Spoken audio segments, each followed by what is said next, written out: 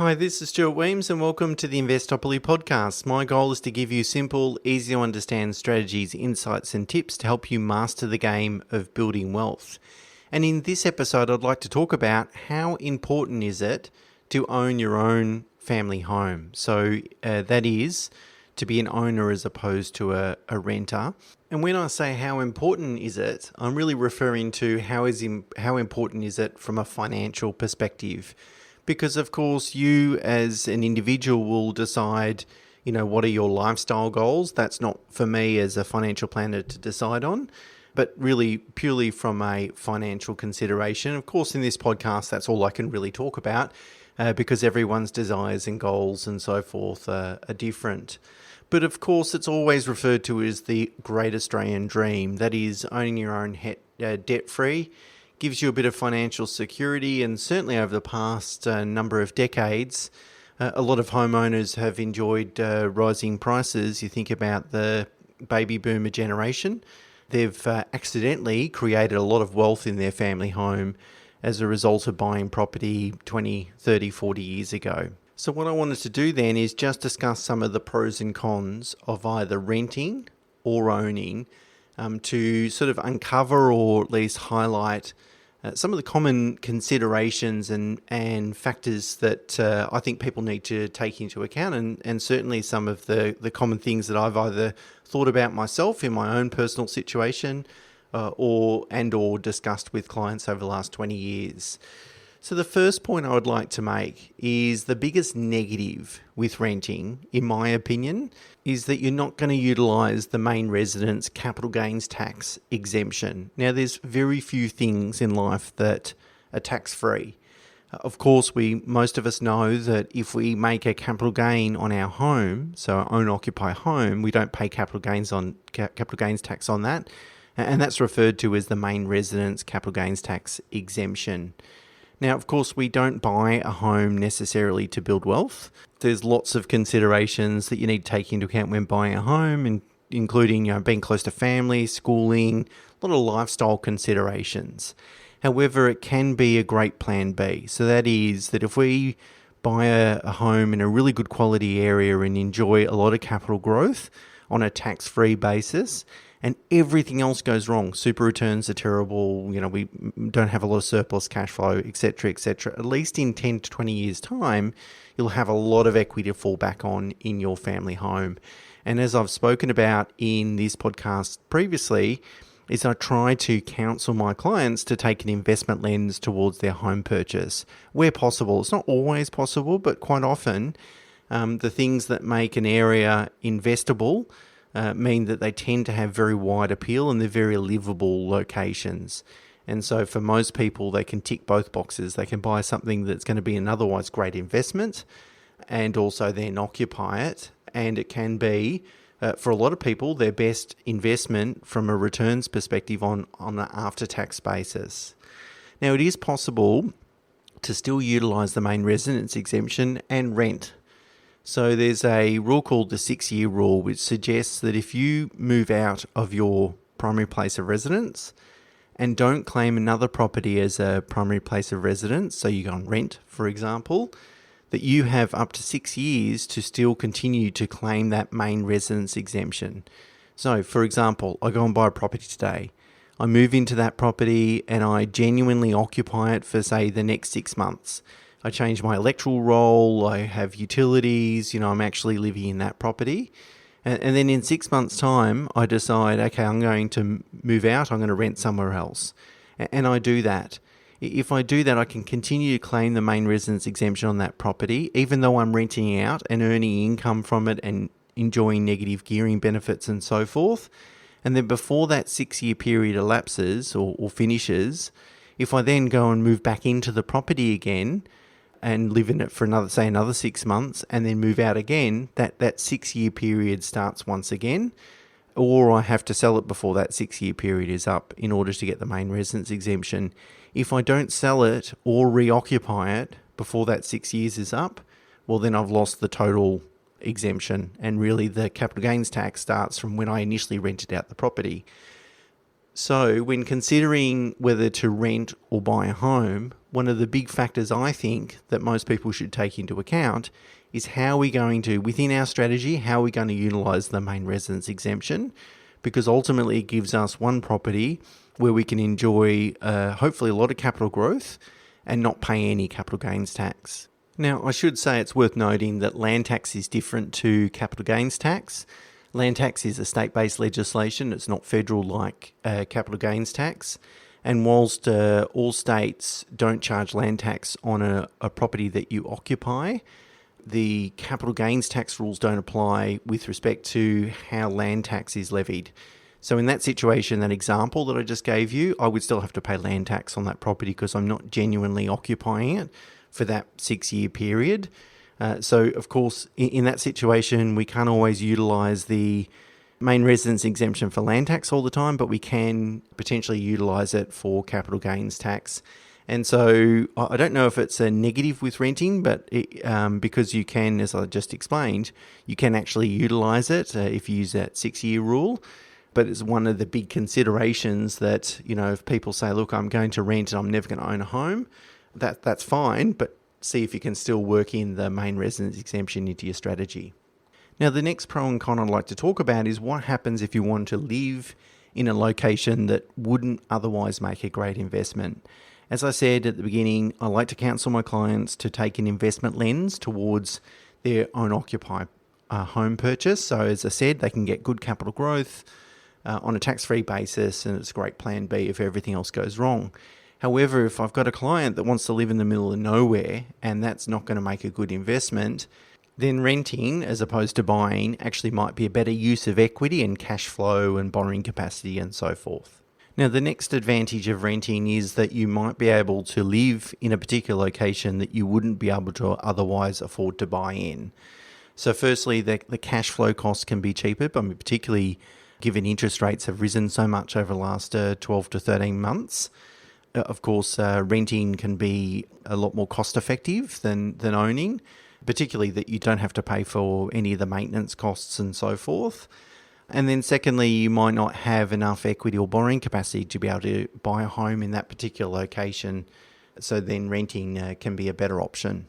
So in that situation, you might be actually better off renting a family home or a home that meets your current needs, and then buying a downsizer property, maybe in that location or as a good quality location that you can afford. And therefore you rent for that period of time. And then perhaps if you've got a family, you've got kids, when they're older and they've moved out of home, you can stop renting and move into that property that you previously purchased, the smaller property, but albeit still in hopefully a good quality location. And therefore, in that situation, renting can be superior because it accommodates your needs that are necessary for a period of time when your family is relatively young, but you still have some sort of ownership that you can fall back onto.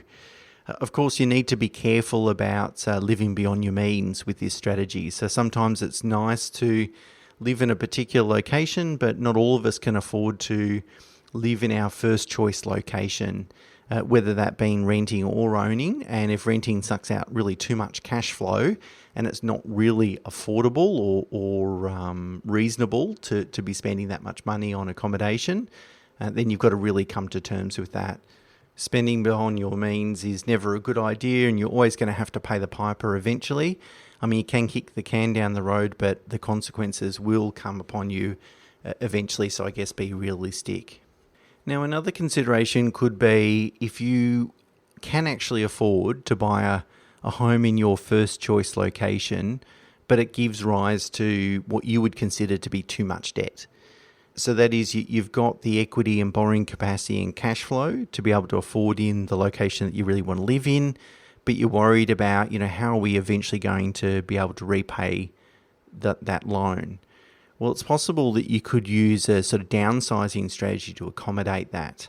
So, for example, if you go and buy a large family home in a really good blue chip suburb, let's say it costs $4 million, but it actually gives rise to a really huge home loan, say $2.5 million home loan, which in anyone's language is a lot of non-deductible debt and can be time-consuming and costly to repay. But let's assume that what you do is you go and buy this $4 million home, and all you do is service that $2.5 million debt. That's all your aim is to do. And you keep that home for 15 years.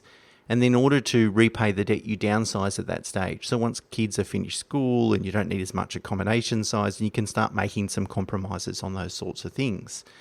In 15 years, even if it grows at, say, 6.5%, that property is going to be worth $10 million.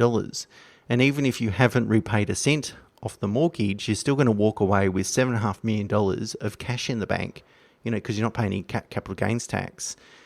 So in that sort of situation, sometimes buying can be better, even if it does give rise to a large amount of non-tax deductible debt.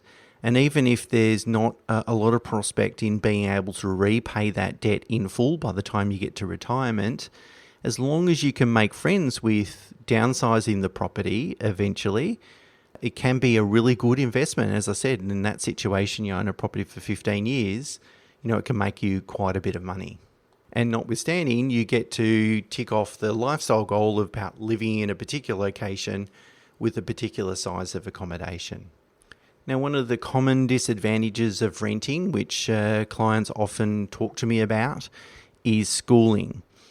If a client wants to send their kids to a particular school and they need to be in a particular school zone, obviously this is more appropriate if it's a public school, but even private school, just from a locality and convenience perspective, that if they go and rent a property, that if the landlord turns around in 12 months' time and decides to no longer rent that property, they then find themselves in a situation where they've got to go and find comparable accommodation within relatively close proximity where they currently live. And that uncertainty and that lack of security worries people quite a bit. And so in that situation, owning the property gives you that level of security. Now, this is not really a financial consideration per se, but it is something that clients often sort of talk about. One of the negatives with owning your own home is the cost associated with that. So quite often we think about the cost of owning our home is the loan repayments and the interest, which isn't tax deductible, of course, but also it's very easy to overlook how much we spend on maintenance and improvements and how many trips to Bunnings we make and so forth over the years. So quite often people look at their home and say, oh, I bought it for X and now it's worth Y. And they might just incorrectly assume that all that has just been capital growth. But really over the years, we've been spending money on maintaining the property. And we do it obviously because we want to live in a nice home and we want to make improvements and we want the enjoyment and utility from doing that. But if we look at from a financial perspective, and how much is that property really costing us, and how much growth has come from just organic capital growth versus, maintenance and improvements that we've done over the period of time. And we tend to spend a lot more on our family home than what we would if it was, say, an investment property or so forth. I mean, that just makes sense, right? But I think it's good to be realistic about that and realistic about how much money do you really spend on just making those sorts of improvements that you wouldn't otherwise make, or you would be less tempted to make, of course, if you were a renter. And the final observation that I'd like to leave you with is, and this is really from my experience over the last 20 years of dealing with clients, when a client tells me that they're very comfortable renting indefinitely, like they have no emotional or financial desire to own their own home, I tell myself eventually they're going to change their mind, because in every situation, in every occurrence that's happened over the last 20 years where a client has told me that, in every situation, eventually they've come back to me and said, oh, Stuart, we're not happy renting anymore. We want to buy a home. So every time I develop a strategy, I'm thinking at some point, eventually we're going to need to go and buy a family home, and I need to make sure that the financial strategy accommodates that. So just be realistic that whilst today you might go, well, look, I'm happy to rent for the rest of my life, I'm telling you in my experience, at some point you're probably, there's a 99% probability you're going to change your mind. Of course, leave room, there's 1% that maybe you won't, but in my experience, that's the case. And, it depends on where you want to live. So if I know that a client will eventually want to live in a good quality blue chip area, then I just start thinking to myself, the sooner I buy that asset, even if I don't occupy it, but But the sooner I buy that asset, the better off I am, because we've got to pay for a home on using after-tax dollars, which is quite expensive, right? We use our savings and our cash flow and so forth. And so we also know that, if I want to buy a home in a blue chip suburb, that it's very likely it's going to cost me a lot more in 10, 20 years from now than what it would today. And all that additional cost needs to come from after-tax dollars. So in that situation, if I know that I'm going to need or want to buy a home in the future and it's going to be in a good quality location, then really the sooner I can buy that property, the better off I will be, or at least it minimises risk within the strategy. However, if you think you want to live, or potentially when you change your mind and you want a home, and that if you think that home's going to be in the middle of nowhere, and maybe the cost won't be so substantial, well then you just need to make sure that you're going to have enough financial resources to be able to afford it. But I think for those people that are thinking of rent investing, renting for the rest of their lives and then just investing elsewhere, just be realistic. I would counsel you to try and be as realistic as possible and really ask yourself, what if we do change our mind? How does our strategy accommodate that? Okay, so to summarize it, there's really 2 points that I'd like to leave you with. The first one is try and take advantage of the main residence capital gains tax exemption within your strategy. You might still be able to rent and do that, but really just think about how you're going to utilise that tax-free exemption because it will be well worth your while.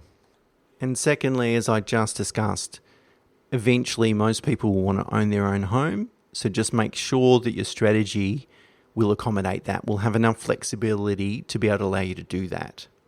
So to sum it all up, I don't think it's absolutely critical that people need to own their own home. In fact, they can rent for the rest of their lives and financially it can work out. I just think that there's some positives associated with buying in a good quality area, enjoying that tax-free capital growth, enjoying that gearing early on in life to sort of leverage that growth as well. And then there's also some added lifestyle considerations or benefits that go along with it. So I think it would suit most people, but no, I don't think it's absolutely financially critical that you own your own home.